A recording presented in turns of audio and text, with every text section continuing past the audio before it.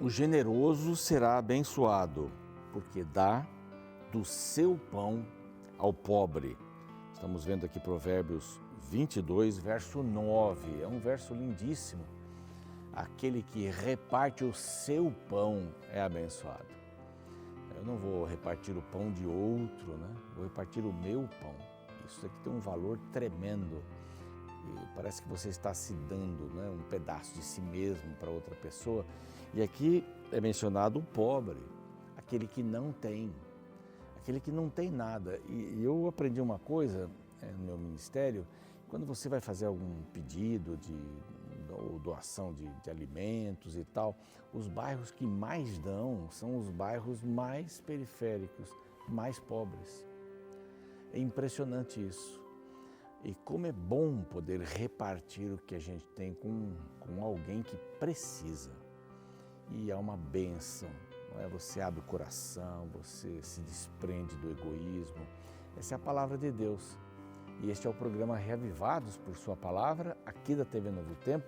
Nosso objetivo é estudarmos um capítulo da Bíblia a cada dia.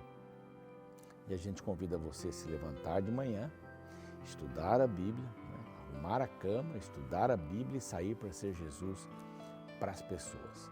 Todos os dias estamos na TV às 6 da manhã, depois há uma repetição às 3 da manhã do outro dia. Estamos todos os dias também no YouTube. Às 6 da manhã também, o YouTube dispara o capítulo daquele dia. E você pode tê-lo a qualquer momento. Aliás, lá no YouTube, Reavivados por Sua Palavra MT, esse é o nosso canal, você tem todos os capítulos da Bíblia. A Bíblia inteira já está gravada ali, os comentários, né?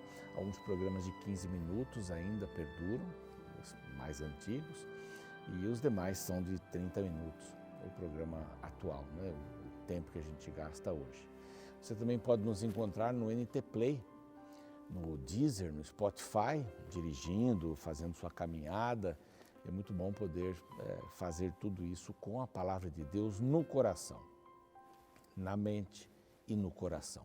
Se porventura você ainda não está inscrito no nosso canal Reavivados por Sua Palavra, NT, esse é o momento, né? Anote aí para depois você fazer sua inscrição, clicar no sininho, dar o seu like e compartilhar o programa com as suas listas de amigos. Vamos animar as pessoas a estudarem a palavra de Deus. A Novo Tempo é um complexo bastante grande e foi um presente de Deus para a humanidade, para aqueles que falam português e espanhol espalhados em todo o mundo. Temos o rádio, a TV, as mídias sociais, temos os cursos bíblicos e todos são apoiados pelos Anjos da Esperança. Um grupo de pessoas que acredita que a Rede Novo Tempo tem uma missão especial de pregar o Evangelho para todo mundo, nessas línguas que eu já mencionei. Se você quiser se tornar um Anjo da Esperança, aqui temos um número de WhatsApp, mande uma mensagem e nós teremos o maior prazer de incluir você em nossa lista e desta forma juntos pregarmos a palavra de Deus. Os Anjos da Esperança que nos propiciam fazer chegar até você essa revista maravilhosa aqui sobre oração. Deus me ouve? Suas perguntas sobre oração seguramente serão respondidas aqui nesta revista. É um curso bíblico sobre oração de uma forma didática, bonita, bem ilustrada. Você pode receber esta revista gratuitamente, no endereço que você quiser.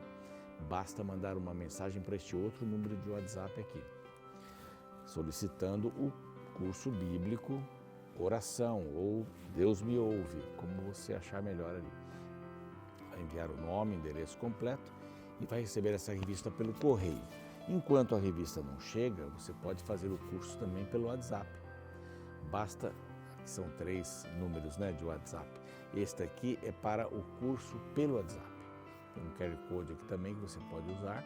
Mande uma mensagem, quero fazer o curso bíblico. E aí já, imediatamente, dispara a primeira lição e você vai interagindo. É muito gostoso, é prático, você pode fazer em qualquer lugar enquanto você espera a revista. Bom, hoje nós estamos começando o segundo livro de Reis, que é uma continuação, é um livro só, né? Está dividido ali, mas daqui a pouco, depois do intervalo, a gente volta para começarmos o capítulo 1. Aguardo você, não saia daí.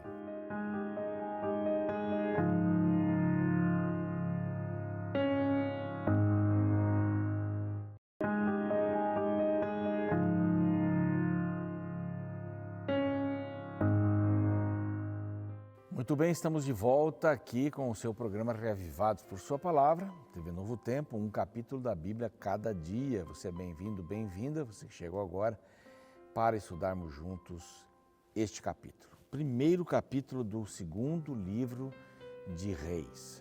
Esse livro, nós não sabemos quem foi o autor ou os autores, foi escrito na época do cativeiro, ali 590 e tal, até 560, por aí, e com o objetivo de dar uma passada nos reis de Israel, nos reis de Judá. Então aqui só uma rápida passagem, né? Quando Salomão morreu, o reino foi dividido em duas partes, Israel em cima, Samaria era a capital. Depois foi capital não imediatamente, só quando Onge, pai de Acabe, ele construiu Samaria então. Os reis que tomaram parte, conta aí dessas duas regiões, né?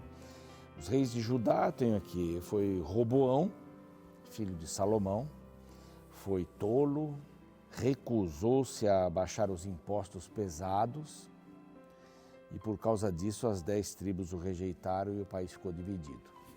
Jeroboão foi o rei em Israel, Jeroboão primeiro, porque é o segundo também, foi todos os versos praticamente que falam de alguém ou algum rei de Israel que cometeu pecados iguais aos de Jeroboão ou piores do que os de Jeroboão, e assim vai. Uma outra coisa importante para a gente ter em mente é quando um rei é mencionado, que ele seja de Israel ou de Judá, o reino de baixo, sede Jerusalém, onde estava o templo, ele sempre é comparado com o ano, um determinado ano do rei do outro reino.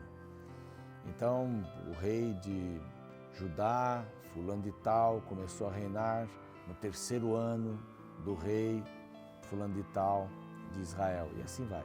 O rei de Israel começou a reinar no ano tal do ano do rei tal de Judá, e assim, essa comparação para dar essa ordem cronológica. Às vezes um rei é mencionado aqui, mas na realidade depois, um pouco para frente, no próximo capítulo, às vezes, aparece o rei quando ele começou e quando ele terminou e o que ele fez.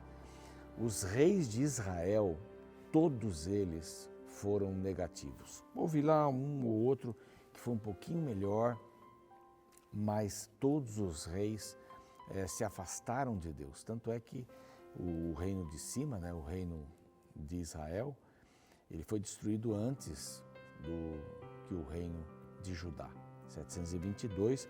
E esse livro de Reis vai nos levar até a destruição pela Síria do reino de Israel. E também o reino de Judá pela Babilônia. Então, a gente percebe que é uma história triste, aparecem todos os reis e quando terminam essas dinastias todas do reino do norte, foram 9 dinastias, às vezes um comandante matava toda a família daquele rei anterior, que já tinha usurpado o reino de um outro rei e assim por diante, mas o reino de Judá teve uma dinastia só.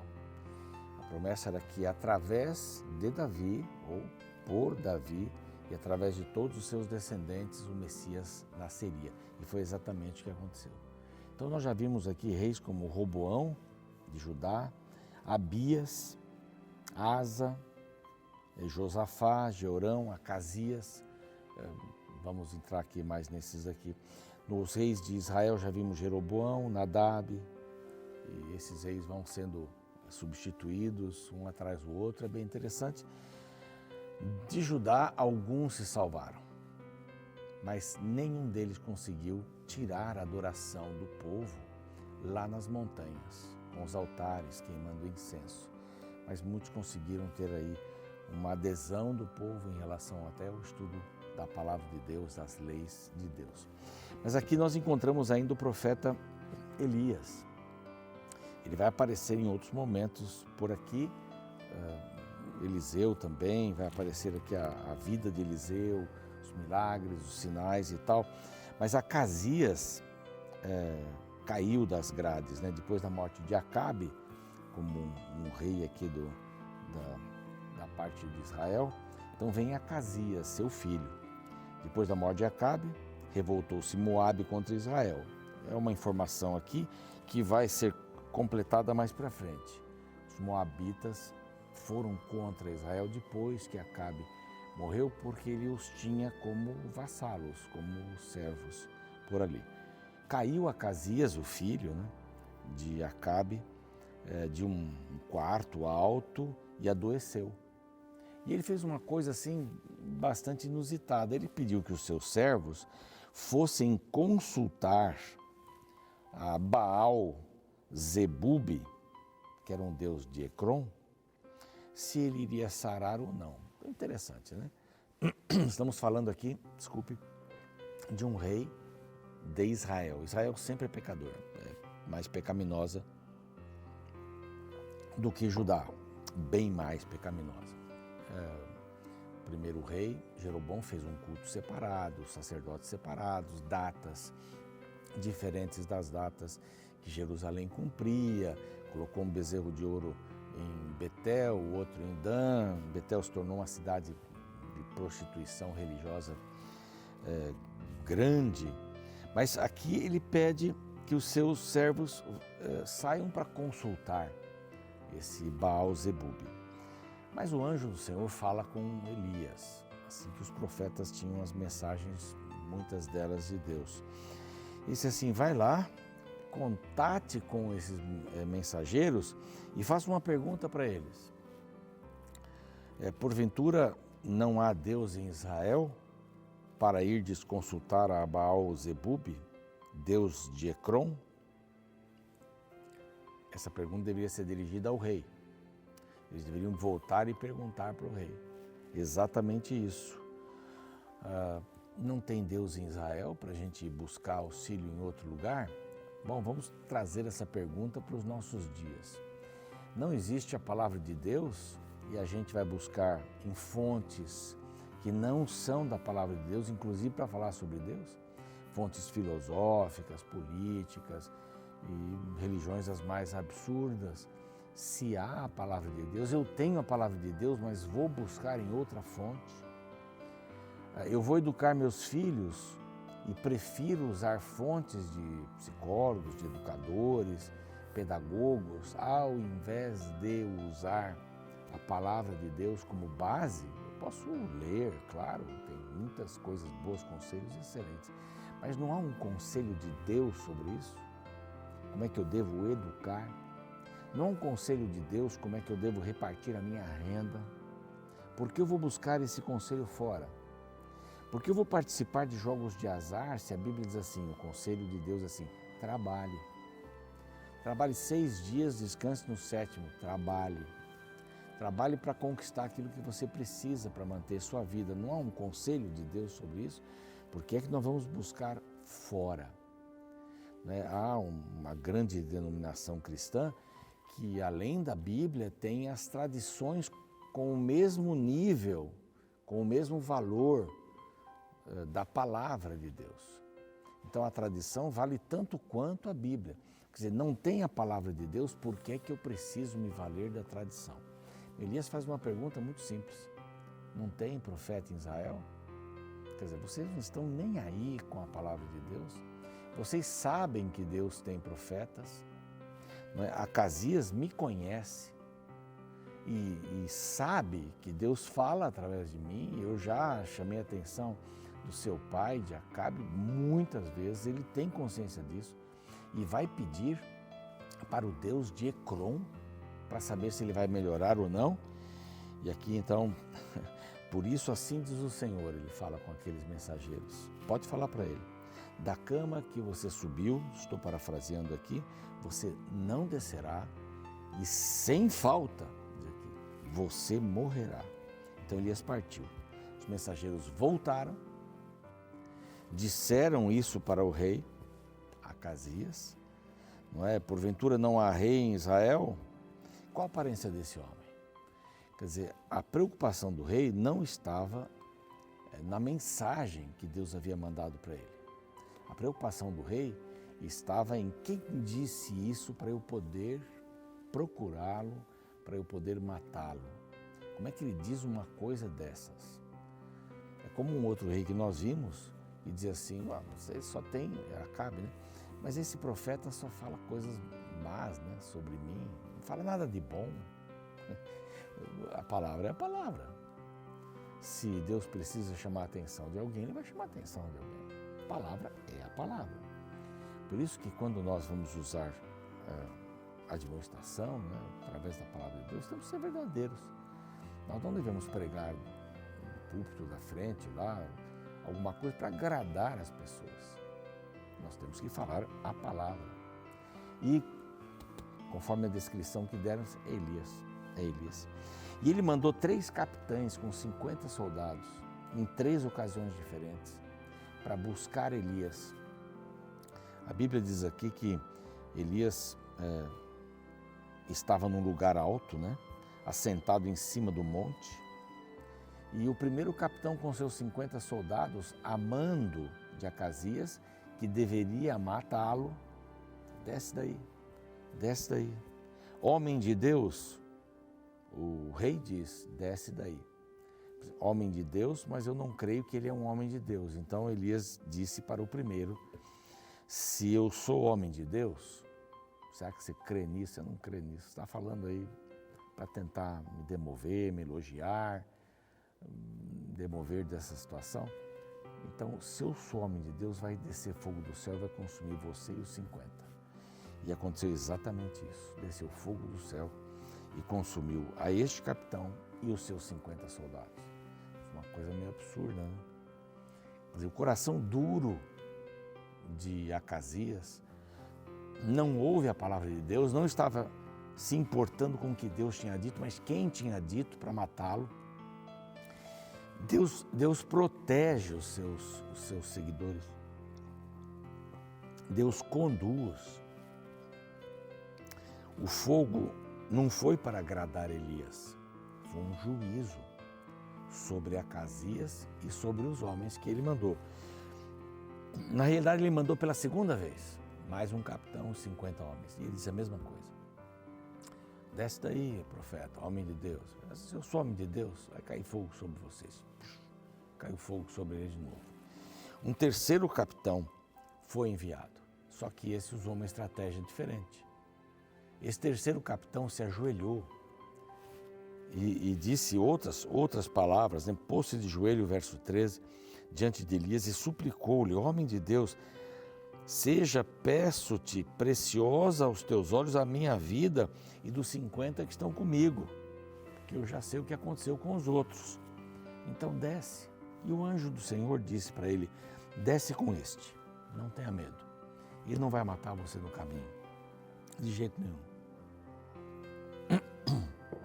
Desculpe. Aí Elias teve a condição de falar diretamente com o rei. Olha, você foi lá para Baal pedir auxílio de Baal-Zebub, tendo profeta em Israel, você não vai mais descer dessa cama. Você vai morrer nessa cama, sem falta. A palavra de Deus sendo cumprida, juízo.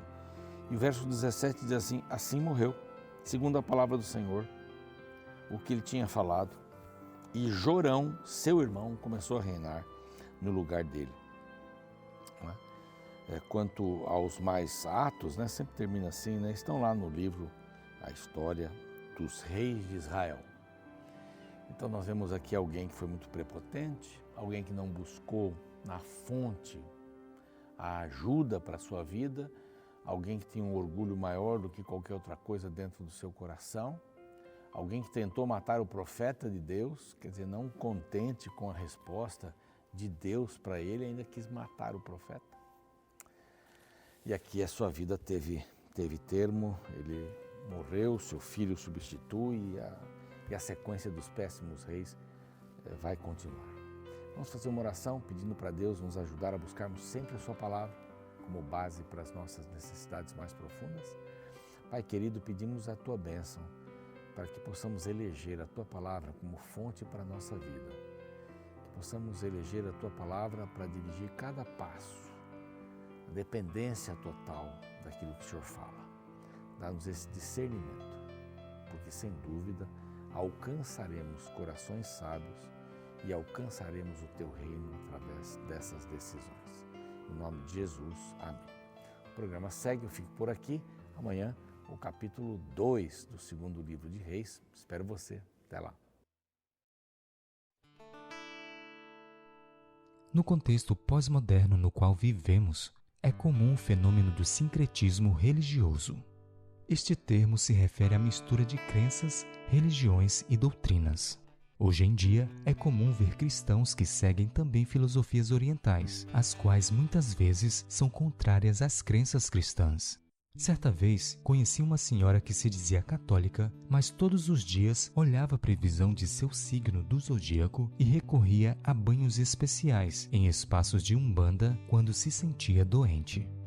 Percebe a presença de 3 linhas de crenças distintas dentro de um único estilo de vida sincrético? O problema de tal costume é a incoerência de se tentar harmonizar filosofias heterogêneas. Ao meu ver, é muito mais sensato escolher apenas um caminho do que ficar cambaleando entre tantos atalhos. Veja a mensagem apresentada no primeiro capítulo de 2 Reis.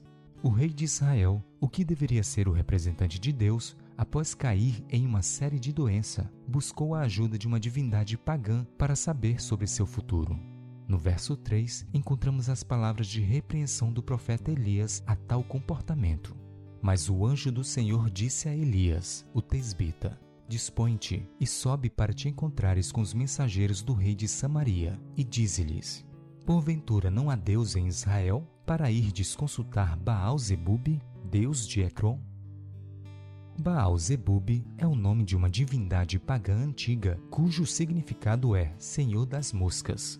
Essa antiga divindade cananeia era venerada particularmente em Ecrom, uma das 5 grandes cidades filisteias. No Novo Testamento, esta mesma divindade aparece com o nome de Beuzebu, o chefe dos demônios. Percebe agora o porquê da decepção do profeta em relação ao rei? Um homem que deveria ser o representante de Deus estava buscando ajuda em forças opostas a Deus. Esta narrativa serve de alerta para nós também. Não é correto e nem saudável tentar seguir crenças contrárias. Se Deus é seu Deus, faça dele o seu único Deus.